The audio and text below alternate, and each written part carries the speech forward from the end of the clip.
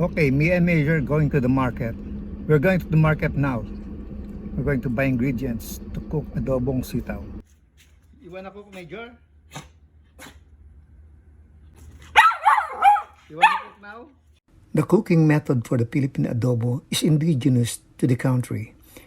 Pre-colonial Filipino often cook or prepare their food with vinegar and salt to keep them fresh in the tropical climate of the Philippines. Soy sauce was introduced to the Philippines by the Chinese that replaced salt in cooking adobo. In this video, I will be cooking string beans adobo that I modified. I will not be using ordinary vinegar on this dish and omit bay leaves which might contravene with the string beans. Without further ado, let's start cooking.